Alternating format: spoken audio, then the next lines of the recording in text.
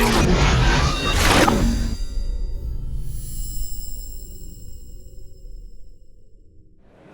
are here with Amy Ericson, president of Alstom in the U.S. And Amy just spoke at our keynote session earlier, so we are very appreciative of you making it over here so quickly. Oh, sure, and thank you. Absolutely. So speaking of the keynote, you mentioned that the U.S. and everyone needs to diversify their energy sources in order to basically stay ahead of the game. Is that even possible here in the U.S. with some of the regulations that either have been finalized or are going to be finalized? Well, first of all, the reason for energy diversity is because we're not all blessed with the same resources. We may have strong winds in the middle of the country in Texas, but not so in the southeast. So therefore, the cost of electricity varies for any particular technology in the different regions around the country. So all of the solutions are needed, and they will be chosen based on their economics. Now, your question about whether recent regulatory moves is perhaps hindering the ability for some of those resources to get to market. And I would say that clearly coal is being challenged. Clearly with the recent NSPS, it's hard to imagine that new coal can be built in the near term, assuming that everything goes forward with NSPS. But I do want to point out that even before NSPS, coal was challenged on an economic basis because we have such an abundance of gas and a very broad pipeline to deliver that gas. So it wasn't just regulatory, it was economic. Now I want to go to the rest of the world, because the rest of the world, just like the US, sitting on different fuel resources, therefore we need to have a basket of technologies.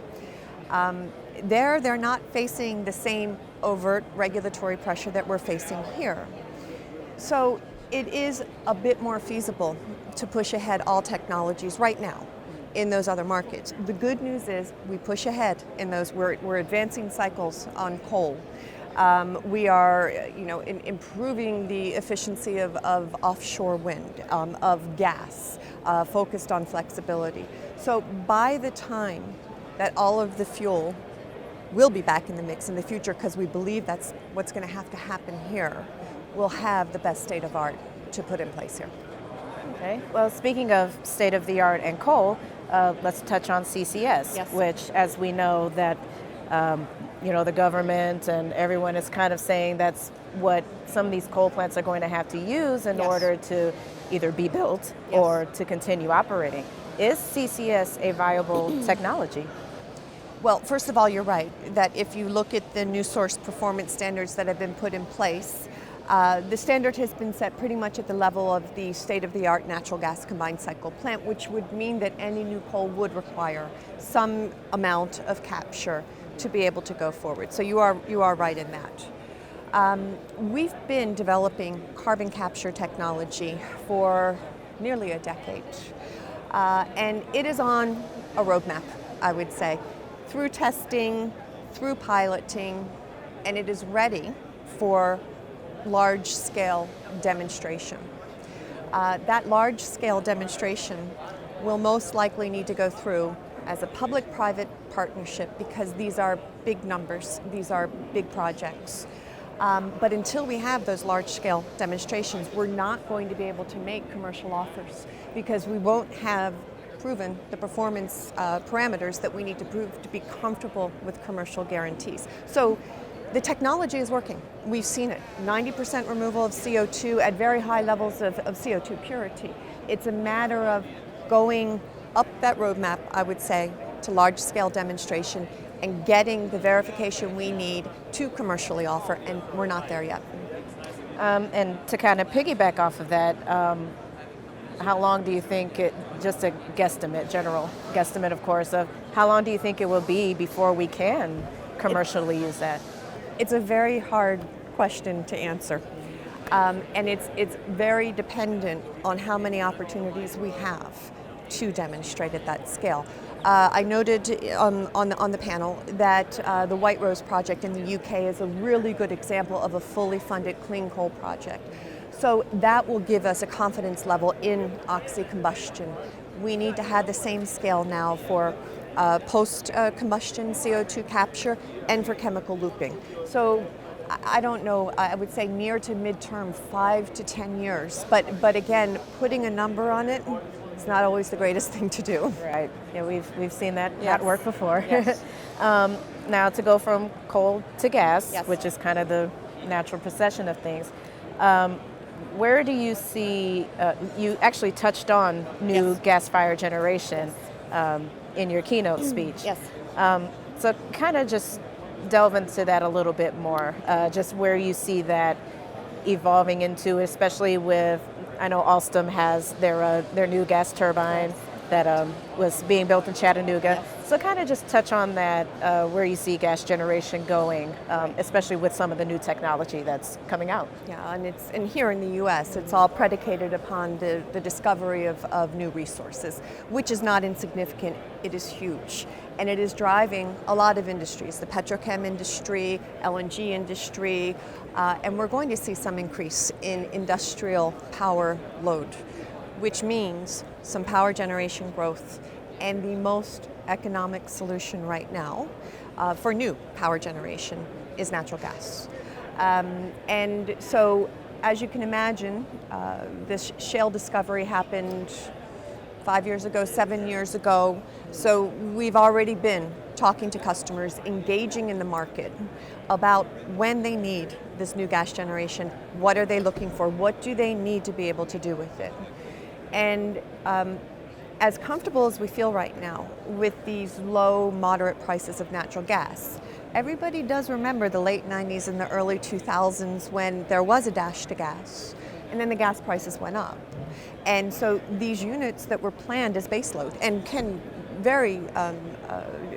run baseload very reliably, were actually then put into a load following mode, a cyclic mode, because they were no longer competitive with the price of natural gas. So for us to be sure that natural gas is going to stay at those price levels going forward, such that it would be the baseload option, may not be the only way the gas is going to be run. What we're hearing from the customers is they want optionality.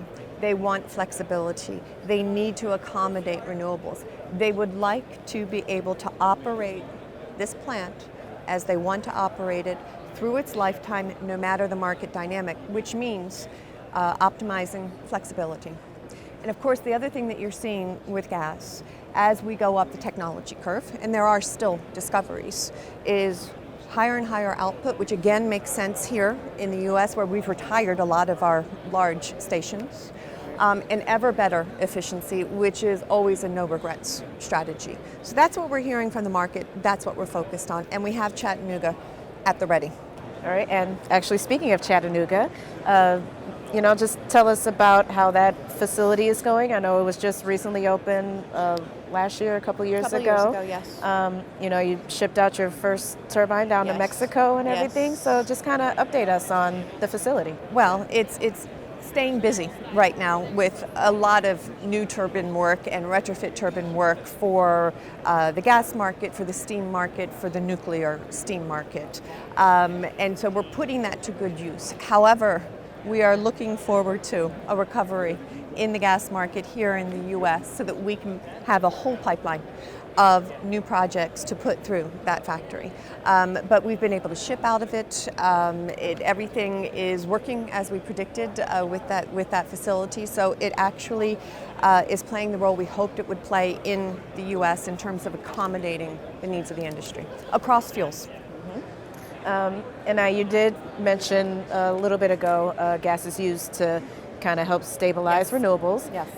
We know Alstom has a big presence in the hydro market. Yes.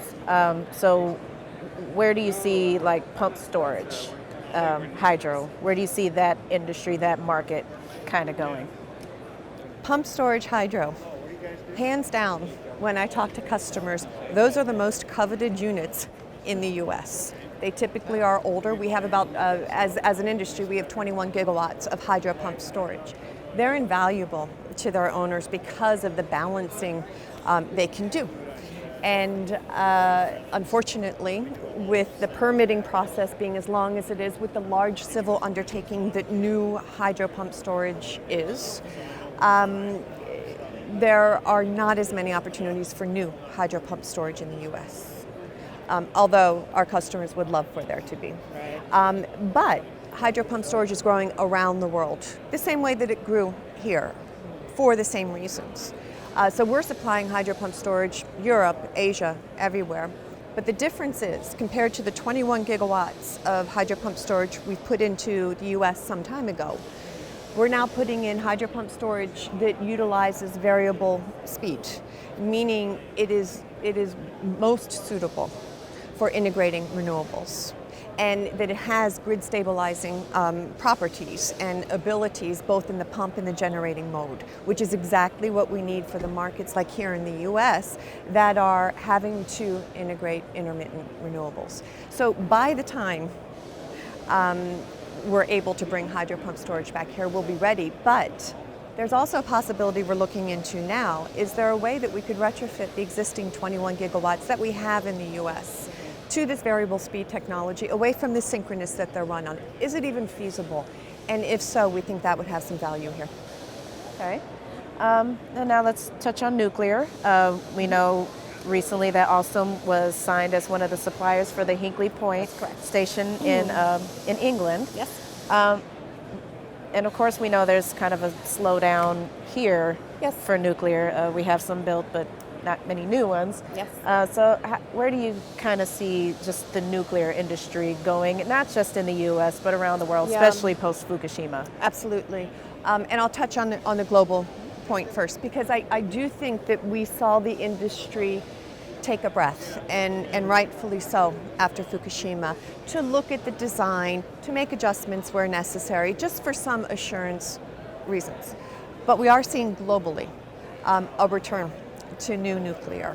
We have a lot of proposal efforts going on. It's in China, it's in India, it's in Russia, and it's in the UK. So there are places around the world where the overall cost of electricity equation for nuclear makes all the sense in the world, and it is going forward. And that's why I bring it back to the US and say that, except for your NSPS question, it is always about the ultimate economics. And right now, versus the low-cost natural gas, and versus, quite frankly, other existing baseload options in a market that is not having a lot of load growth right now, new nuclear has a tough time competing economically right now. There is every possibility in the world that those economics will change. And we are seeing it elsewhere in the world, so we believe we're going to see it here in the US as well. Okay. And you also touched a little bit on upgrading Yes. nuclear plants. Yes. Is that something that, I would assume that is something Alstom's looking to get into? I mean, you mentioned Chattanooga, that's a lot of the work that we have going in there now. And the uprates on nuclear, they unlock a lot of capacity. And when you're talking about a nuclear plant, these are huge units. So we're improving the blade design so that we can get more out of these machines, offering it to the customers who obviously do the economic evaluation, and in most cases it's hands down a winner to make this investment so that you can unlock this capacity. I mentioned in the keynote that in particular on the current Dominion units that we're working on, it will unlock 240 megawatts of capacity, which on an isolated basis doesn't seem like a lot. But since 1977, these projects and performance improvement projects have unlocked new nuclear power from existing assets to the level of 27 new nuclear reactors. That's huge. So it's a really important way to get some latent capacity out of the existing base. All right, and just for the last question, just tell us about what is in the future for Alstom. What are some of the projects you're working on? What are some of your plans? Well, all of our businesses have strategic priorities in the area of growth. Obviously, we want to grow our businesses. We also want to do that by investing in our technologies. We see ourselves as a technology leading company. And so from a growth perspective, we're trying to access more markets around the world. Someone today said there's 1.2 billion people in the world today without power, without access to electricity. We're trying to access those markets and bring them the power that they need. We're also seeing, because of the economic times around the world right now, a real emphasis on servicing the installed base, be it grid or be it power generation. And so we're expanding our service capabilities so we can get life extension to get people through this time until there is a real need for mass generation addition. So we're focused on growth and technology, obviously. We're investing in our product portfolio. This energy diversity is really key. And as you can see, we're in, just take the renewable space. We go from a very established renewable in hydro all the way down to those that are in their infancy, like ocean and tidal.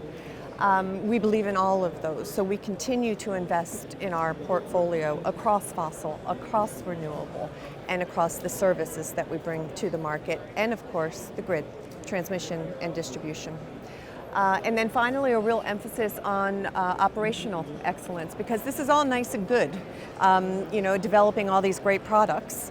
And I think we do a great job of ensuring they have a very good market proposition. And I think that we really emphasize, and we're doing a fantastic job, of making sure that what we have right now in terms of projects, we're executing at a level that will bring us the expected return, which is important because we need to take that return and invest it then in the next series of products and technologies. So that's how we see our future and where our focus is going to be. Well, Amy Ericson, thank you very much for this interview, for your time. We appreciate it. And we hope you have a great show. Oh, thank you very much. Thank you. Thanks.